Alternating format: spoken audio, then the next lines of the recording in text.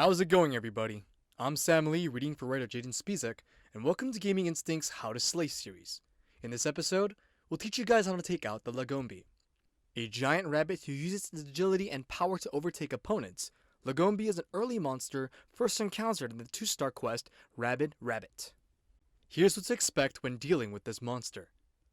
Lagombi borrows its tails and some of its attacks from Arzuros, meaning similar strategies should be employed here.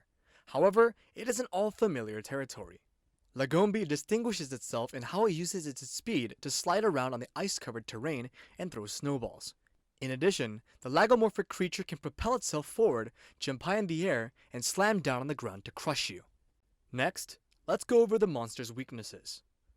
With Lagombi's habitat being covered in snow and ice, it is only natural that the beast will be most weak to fire. That said, Lagombi also has a lesser degree of vulnerability to electricity weapons. If you want to inflict elemental damage, be sure to use poison, paralysis, and blast. Stun and fireblight can also be viable in combat, but are less effective. You should outright avoid using sleep, exhaust, water blight, and ice blight, as these have little to no effect on Lagombi. Now, let's go into detail regarding the Lagombi's attack patterns. First up, it swipes. Like the Arzuros before it, Lagombi will stand on its hind legs and swipe its claws between 1 and 4 times. Dodging this attack is simple enough. You can just roll to the side and play things safe. Next up, the Snowballs. Lagombi will use 3 types of snowball attacks, each requiring a different evasion technique. The first variant sees Lagombi dipping its paws into the snow, rolling 1 ball, and throwing it on one side of the player. It then quickly throws a second ball to the opposite side, causing you to have to dive back and forth between directions. To avoid this attack, make sure you step to one side and roll away from Lagombi. If you are a ranged player, you're able to shoot one or both of the snowballs, destroying them before they have time to reach you. Alternatively, Lagombi might roll up 1 snowball and arc it in your direction.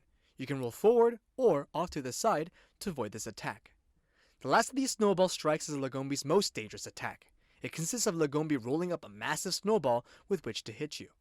You should use a wire bug to dash to the side, as this attack has a wide area of effect. Next attack, the jumping roll. When Lagombi is further away from you, it will shake its head and tail while on all 4s. This means that Lagombi is about to jump into the air, come crashing down, and roll after you upon landing.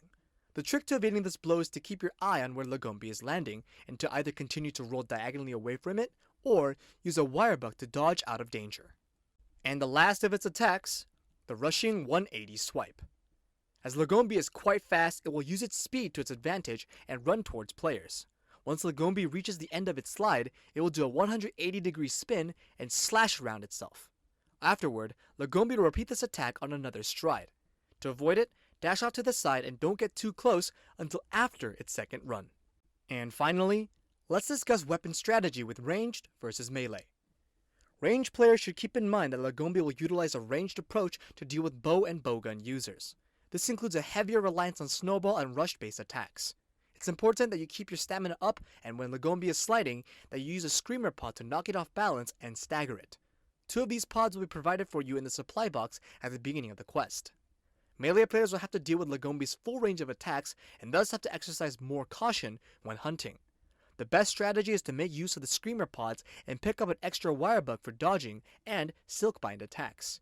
It's worth noting that Lagombi will also attack any other monster that comes in range of it. Therefore, taking advantage of the opportunity to mount a monster and use it to fight Lagombi will make this fight much easier for you. And that's it for this installment of Gaming Instinct's How to Slay. To see more guides and how-tos, make sure to subscribe to not miss new editions. Until next time, happy hunting.